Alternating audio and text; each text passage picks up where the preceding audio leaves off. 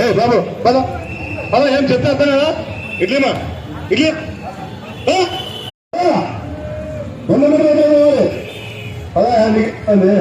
ఈ రోజు నుంచి నామినేషన్లు స్టార్ట్ అయినాయి కాబట్టి ఈరోజు నామినేషన్లు మెయిన్ పార్టీకి సంబంధించిన పార్టీలు ఇద్దరు క్యాండిడేట్లు కూడా ఈరోజు ఈ పూట 11 తర్వాత నామినేషన్లు వేయడానికి వస్తున్నారు.